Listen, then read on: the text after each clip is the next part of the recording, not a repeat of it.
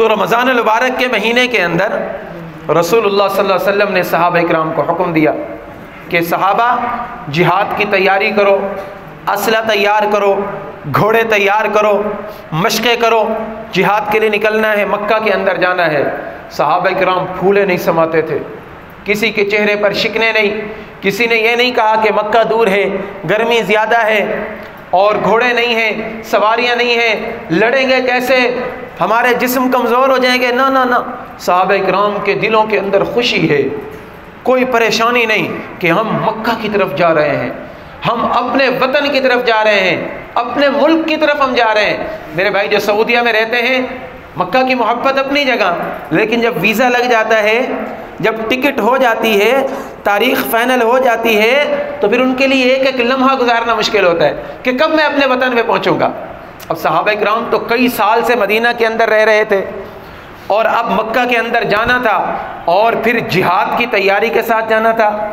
جہاد کیسا راستہ جس کے بارے میں رسول اللہ نے فرمایا آج کل ہر چیز شارٹ کٹ کی طرف جا رہی ہے، ہم چاہتے ہیں ہر چیز ہمیں شارٹ کٹ مل جائے، تو اللہ کے نبی نے فرمایا جو چاہتے ہیں کہ مجھے جنت شارٹ کٹ مل جائے اس کو چاہیے کہ جہاد کے اندر آ جائے۔ الجہاد مختصر طریق الجنہ، جہاد جنت کا مختصر ترین طریقہ ہے۔ اعلموا ان ابواب الجنت تحت ظلال السیوف، یاد رکھو جنت کے دروازے تلواروں کے سائے کے نیچے ہیں۔ جہاں پر تلواریں جھڑکے گی، جہاں پر گولیاں چلیں گی کافروں کے خلاف، جب مجاہدین برسرے پیکار ہوں گے، یہاں سے جسم کے اوپر گولی لگ رہی ہے، خون کا قطرہ زمین پر بعد میں گرے گا، اللہ اس کے لیے مغفرت کا فیصلہ پہلے فرما دیتے ہیں۔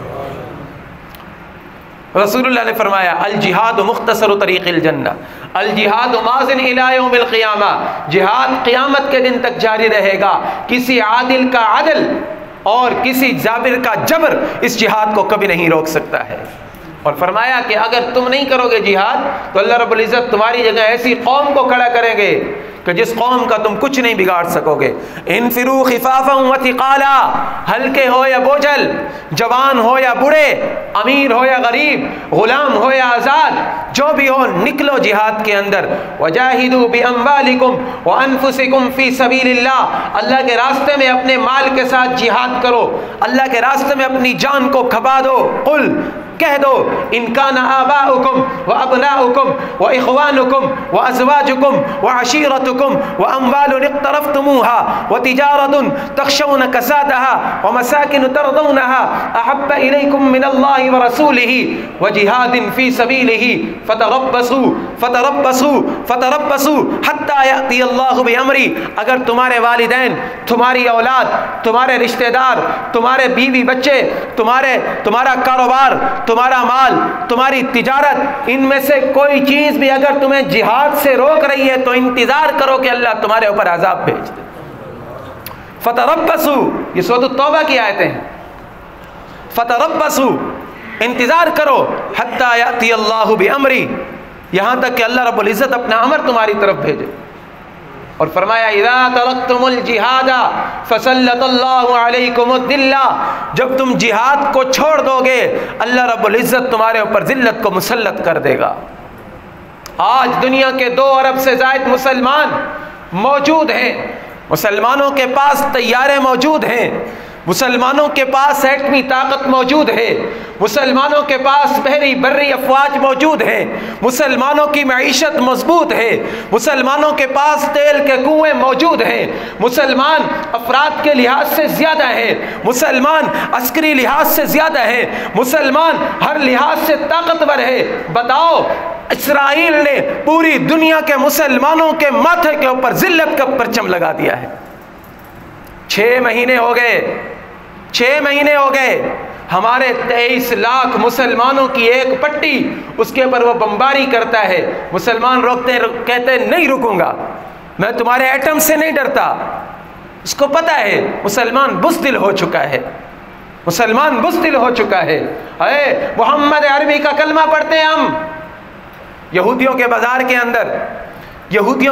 کے اندر ایک یہودی نے مسلمان عورت کے دوپٹے کو ایسے کیل کے ساتھ لگا دیا، صرافہ بازار میں کیل کے ساتھ لگایا، مسلمان عورت آگے گئی، اس کے سر سے دوپٹہ اترا، اس کے سر سے دوپٹہ اترا، ایک مسلمان وہاں پر تھا، یہودیوں کا بازار ہے، مسلمان نے تلوار نکالی، یہودی کی گردن اتار دی، کہا او بے غیرت تیری جرت کیسے ہوئی ایک مسلمان عورت کے سر کے اوپر سے تو دوپٹہ اتار دے؟ رسول اللہ کو پتہ چلا، انہوں نے مسلمان کو شہید کر دیا۔ رسول اللہ کو پتہ چلا، رسول اللہ نے 20,000 کا لشکر تیار کروایا۔ یہ نہیں کہا کہ تو نے غلط کیا، یہ نہیں کہا کہ یہ تو نے کیوں کیا، میرے صحابی یہ تیرا عمل بالکل ٹھیک تھا، آج ہم ان کے نام لیوا۔ آج کتنی مسلمان عورتوں کی عصمت دریا کی گئی، مسلمان عورتیں 2 مہینے سے وہاں پر بھوکی پیاسی رہ رہی ہیں، مسلمان بچے وہاں پر خوراک کی کمی کی وجہ سے جا رہے ہیں، اور مسلمان حکومتیں دست بستہ کھڑی ہوئی ہیں، دست بستہ کھڑی ہوئی ہیں، ان کے سامنے ہاتھ باندھے کھڑی ہوئی ہے۔ میرے بھائیوں، ہم اس نبی کا کریمہ پڑھتے ہیں جس نبی نے جنگی ٹوپی پہن کر بتایا انا نبی الملاحم انا نبی السیف انا نبی الملحمہ، میں گھمسان کی جنگیں لڑنے والا نبی ہوں، میں تلوار والا نبی ہوں، میں تلوار کی طرف لوگوں کو لے کر آنے والا نبی ہوں۔ قرآن کہتا ہے یا ایھا النبی حرض المؤمنین علی القتال، اے نبی مسلمانوں کو قتال پر ابھاریے، ان یکم منکم 20 صابرون یغلبوا 200، آپ ان کو اتنا ابھاریے کہ ان میں سے اگر یہ 10 ہوں تو 100 کے مقابلے کے اندر یہ قابو ہو جائیں، 100 کے مقابلے میں یہ کافی ہو جائیں، اور مسلمانوں نے یہ لڑائیاں کر کے دکھائی ہیں۔ میرے بھائیوں، یہ رسول اللہ صلی اللہ علیہ وسلم کا دور ہے، فتح مکہ کا دن ہے، رمضان المبارک کا مہینہ ہے، رسول اللہ نے 10,000 کا لشکر تیار کروایا ہے، اور فرمایا مر الزہران، ایک وادی ہے مکہ کے قریب، فرمایا یہاں پر جا کر پڑاؤ ڈالو، پڑاؤ ڈالا گیا، آپ نے فرمایا دور دور خیمے لگاؤ اور سارے الاؤ روشن کر دو، اس کے اندر روشنیاں روشن کر دو، اور فرمایا کہ مکہ والوں کو دکھاؤ کہ مسلمانوں کے پاس کتنی طاقت ہے۔ اہل مکہ نے جب دیکھا تو یہ بڑا لشکر آ گیا ہے، یہاں پر اتنا بڑا لشکر یہاں پر آ گیا ہے، اب ہمارا کیا بنے گا؟ رسول اللہ جب دوسرے دن آپ مکہ کی طرف آنے لگے تو آپ نے کہا کہ ایک راستے کا انتخاب کیا جو اونچی جگہ پر تھا، اونچی جگہ پر تھا، راستے کا انتخاب کیا، اور فرمایا کہ وہاں سے سواریاں آئیں ایسے، مکہ والے نیچے کھڑے ہو کر دیکھیں گے ایسے، جب وہ سواریاں آئیں گی 10,000 سواریاں جب آئیں گی تو ان کے اوپر مسلمانوں کا رعب بیٹھ جائے گا۔ سب سے پہلے نقاب پوش جو صحابہ تھے، 2,000 کا لشکر رسول اللہ نے وہ تیار کروایا، جنہوں نے کالے لباس پہنے ہوئے تھے، انہوں نے اپنے چہرے ڈھانکے ہوئے تھے، اور ان کے ہاتھ میں کالے جھنڈے تھے، یہ رسول اللہ کے فدائی تھے، یہ رسول اللہ کے فدائی ہیں۔ رسول اللہ صلی اللہ علیہ وسلم آپ مکہ مکرمہ کے اندر تشریف لائے ہیں، اہل مکہ پریشان ہو گئے، ابو سفیان ایک دن پہلے آپ مسلمان ہوئے ہیں، اللہ کے نبی نے ان کی دلجوئی کے لیے فرمایا ابو سفیان جو تمہارے گھر کے اندر داخل ہو جائے گا میں اس کو معاف کر دوں گا، تمہارے گھر میں داخل ہو جائے گا میں اس کو معاف کر دوں گا۔ عرض کی یا رسول اللہ میرا گھر چھوٹا ہے، فرمایا جو بیت اللہ کے اندر چلا جائے گا، حرم میں داخل ہو جائے گا اس کی معافی ہے۔ کہا یا رسول اللہ حرم بیت اللہ جو ہے اس کے اندر بھی سارے بندے نہیں آ سکتے، اور تھوڑی سی رحمت کا معاملہ فرما دیں۔ اچھا، فرمایا جو اپنے گھر کا دروازہ بند کر لے گا، اپنے گھر کا دروازہ بند کر لے گا اس کو بھی معاف کر دوں گا۔ اب رسول اللہ صلی اللہ علیہ وسلم آپ اس مکہ کے اندر تشریف لا رہے ہیں جہاں سے 2 ساتھی رات کے اندھیرے کے اندر تنے تنہا گئے تھے، اور یہ جہاد کی برکت ہے کہ آج 10,000 کا لشکر پوری آب و تاب کے ساتھ مکہ کے اندر داخل ہو رہا ہے، اور اہل مکہ میں سے کسی کی جرت نہیں ہوئی کہ ان کے سامنے آ کر لڑائی کرتے۔ مسلمان جب جہاد کو تھامتا ہے، رسول اللہ کی تعلیمات کو زندگی کے اندر لے کر آتا ہے، تو اللہ رب العزت ایسی فتحیں عطا فرماتا ہے۔ رسول اللہ صلی اللہ علیہ وسلم آپ بیت اللہ کے قریب پہنچے، بیت اللہ کو تالا لگا، فرمایا این عثمان، عثمان بن طلحہ کہاں ہے؟ یہ عثمان بن طلحہ وہ ہے کہ ایک مرتبہ رسول اللہ نے ان سے چابی مانگی، ہجرت سے پہلے کا واقعہ ہے، اس نے چابی دینے سے انکار کر دیا۔ اللہ کے نبی نے فرمایا عثمان میرا وقت آئے گا، ایک وقت آئے گا یہ چابی میرے قبضے کے اندر ہوگی۔ عثمان نے کہا کہ اس وقت کیا قریشی مر جائیں گے؟ کیا اہل مکہ مر جائیں گے؟ کیا ان کے اندر کوئی غیرت نہیں رہے گی؟ رسول اللہ نے فرمایا اس دن تو اہل مکہ کے لیے عزت کا دن ہوگا، وہ دن اہل مکہ کے لیے عزت کا دن ہوگا۔ رسول اللہ نے ان سے چابی لی، بیت اللہ کو کھولا، اور بیت اللہ کو جب کھولا تو اس کے اندر 360 بت رکھے ہوئے۔ اللہ کے نبی نے لکڑی لی اور لکڑی کے ساتھ وہ بتوں کو گراتے گئے اور فرمایا کہ بیت اللہ کو خالی کرو۔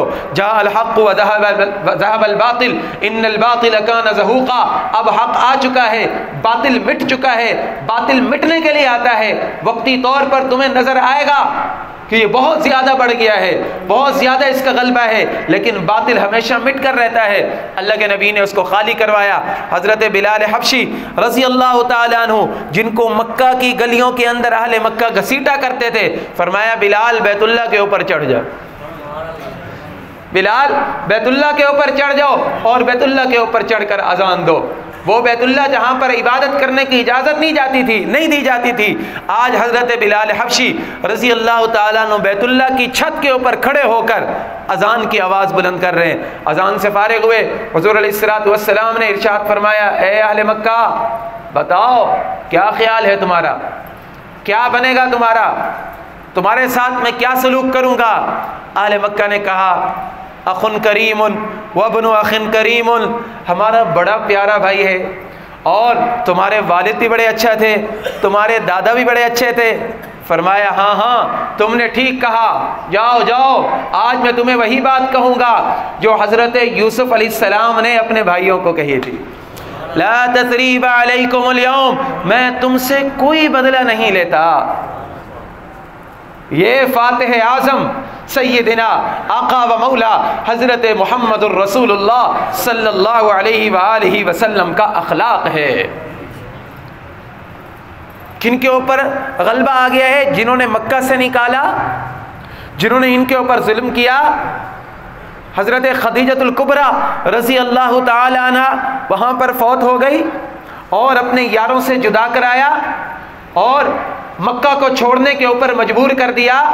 مسلمانوں کی جو متروکہ جائیدادیں تھیں ان کے اوپر قبضہ کر لیا، قبضہ گیر مافیا بن گئے اور مکہ کے مدینہ کے اندر آ کر حملہ کرنے کی کوشش کی۔ ارد گرد کے قبائل کو ساتھ میں ملا کر 10,000 کا جم غفیر لے کر خندق کے موقع پر گئے ہیں۔ مسلمانوں کو ختم کرنے کی ہر سازش انہوں نے کی ہے۔ واہ یا رسول اللہ، قربان جائیے آپ کے اوپر، آج ان کے اوپر غلبہ ہے، سب کی گردنیں جھکی ہوئی۔ آپ بڑے نرم دل ہیں، آپ بڑے اعلیٰ اخلاق والے ہیں۔ کیا فرمایا میرے محبوب نے؟ اذهبوا لا تثریب علیکم اليوم، آج تم سے کوئی بدلہ نہیں لیا جاتا۔ اور اس زمانے کا دستور تھا کہ جن لوگوں کے اوپر بندہ قابض ہو جاتا تھا، فتح کر لیتا تھا، سب کو غلام بنا لیا کرتا تھا، سب ان کی ملکیت بن جایا کرتے تھے، ان کی عورتیں ان کی باندیاں ہوا کرتی تھی، بازار کے اندر جا کر بیچا کرتے تھے، یہ دستور تھا۔ رسول اللہ نے دوسرا احسان فرمایا تم قریشی سردار تھے، جاؤ اذهبوا فانتم الطلقاء، آج میں یہ دستور ہی ختم کر دیتا ہوں، میں تم میں سے کسی ایک کو بھی غلام نہیں بناؤں گا، تم سارے کے سارے آزاد ہو، تم سارے کے سارے آزاد ہو، تم میں سے بہت سارے قاتل ہیں، جاؤ سارے کے سارے قتل میں تمہیں معاف کرتا ہوں، سارے کے سارے بدلے آج میں پاؤں کے نیچے رکھتا ہوں، کوئی سود نہیں، کوئی بدلہ نہیں۔ یاد رکھو سارے کے سارے آدم کی اولاد میں سے ہو، وآدم من تراب، اور آدم علیہ السلام مٹی سے پیدا ہوئے، سارے کے سارے مسلمان انسان سارے برابر ہیں۔ پھر آپ نے آیت تلاوت کی، یا ایھا الناس انا خلقناکم من ذکر وانثى وجعلناکم شعوبا وقبائل لتعارفوا، اے لوگو ہم نے تمہیں ایک مرد اور عورت سے پیدا کیا، آدم اور حوا سے پیدا کیا، پھر اس کے بعد ہم نے تمہیں زمین کے اندر پھیلا دیا، یہ شعوب، یہ قبائل، یہ حصے، یہ ملک، یہ بستیاں، یہ قومیں، یہ قبیلے، یہ سارے کے سارے صرف تمہاری پہچان کے لیے ہیں، ورنہ تم سارے کے سارے آپس میں بہن بھائی ہو، سارے کے سارے برابر ہو۔ یہ رسول اللہ صلی اللہ علیہ وسلم نے فتح کر کے فتح مکہ کے موقع پر ہمیں پیغام دیا، مسلمان دنیا کو پیغام دیا کہ مسلمانوں جہاد کو نہ چھوڑنا، جہاد نہیں چھوڑنا ہے، جہاد کے بعد جب تمہیں فتح ملے تو پھر جو تمہارے مقبوضین علاقے ہوں، جو تمہارے ماتحت لوگ آ جائیں تو ان کے اوپر عام لوگوں کی طرح، عام فاتحین کی طرح تشدد بھی نہیں کرنا۔ رسول اللہ صلی اللہ علیہ وسلم کی تعلیمات اور رمضان کا مہینہ، قرآن کا مہینہ ہمیں یہی سکھلاتا ہے کہ جہاں کہیں دنیا کے کسی بھی کونے کے اندر مسلمانوں پر ظلم ہو رہا ہے، تشدد ہو رہا ہے، آپ دنیا کے کسی بھی کونے میں رہتے ہیں، آپ کا دل ان کے لیے تڑپنا چاہیے، آپ کا دل ان کے لیے تڑپنا چاہیے۔ میرا دل کیا خاک تڑپے گا کہ میں افطار کے وقت ان کی مصنوعات اپنی جو افطار کی ٹیبل ہوتی ہے اس کے اوپر رکھتا ہوں۔ کس نے بائیکاٹ کیا؟ چند دن کا بائیکاٹ تھا۔ آج جاؤ دکانوں کے اوپر دیکھو، سب نے پیپسی کولا رکھا ہوا ہے، سب نے لائف بوائے رکھا ہوا ہے، سب نے سنسلک رکھا ہوا ہے، سارے ان کی مصنوعات بیچ رہے ہیں۔ کیا ان کے بغیر گزارا نہیں ہو سکتا؟ کیا ان کی بائیکاٹ کر کے چیزیں ہم زندہ نہیں رکھ سکتے؟ لیکن کیا ہے کہ وقتی طور پر ہوتا ہے، ہم سمجھتے ہیں یہ مولوی کا کام ہے، اس نے ممبر پر بیٹھ کے بٹھا دیا، بتا دیا کوک نہیں پینی، تھوڑی سی دیر کے لیے، بھئی روزے کے ساتھ تو نہیں پینی، افطاری کے بعد پھر شروع ہو گئے۔ یاد رکھیں یہ ایمان کا نہیں، یہ غیرت کا معاملہ ہے، یہ ہماری ایمانی غیرت کا معاملہ ہے کہ ہم ان کی مصنوعات استعمال کرتے ہوئے کیا ہمارا دل تڑپتا ہے یا نہیں تڑپتا ہے۔ لیکن کئی مسلمان ایسے ہیں جنہوں نے مستقل طور پر ان کی مصنوعات کا بائیکاٹ کیا ہوا ہے۔ ہم یہ نہ سمجھیں کہ ہماری بائیکاٹ کرنے سے کیا ہوگا، پورے گاؤں کی سطح پہ آپ لوگ ان کی مصنوعات کو چھوڑ سکتے ہیں، پھر پتہ چلے گا ان کو۔ قطرے قطرے سے ہمیشہ دریا بنا کرتا ہے۔ ہم اور کچھ نہیں کر سکتے نا، میں اور آپ فلسطین تو نہیں جا سکتے، اسرائیل کے خلاف لڑ تو نہیں سکتے، وہاں پر ہم جا تو نہیں سکتے، لیکن یہ تو کر سکتے ہیں کہ ان کی چیزیں استعمال نہ کریں۔ اس لیے دکاندار سے جب چیز خریدیں تو اس سے پوچھیں کہ یہ فلاں ملک کی تو نہیں ہے، اگر یہ اس ملک کی ہے تو یہ چیز میں نہیں خریدوں گا، کم سے کم اتنا تو کر سکتے ہیں، کریں گے نا انشاءاللہ۔ اللہ رب العزت سے دعا کریں، اللہ رب العزت ہمارے فلسطینی بھائیوں کی مدد فرمائے اور وہاں پر لڑنے والے مجاہدین کو ثابت قدمی عطا فرمائے، ہمارے مجاہدین کو اللہ رب العزت استقامت نصیب فرمائے، اور آپ حضرات سے جتنا تعاون ہو سکتا ہے، اگر آپ کو کوئی تنظیم اس طرح کی ملتی ہے وہاں تک تعاون پہنچائیں، ورنہ اپنی سحری، افطاری، تہجد، تراویح ہر دعا کے اندر ان کو یاد رکھیں۔ اللہ رب العزت سے دعا ہے جو معروضات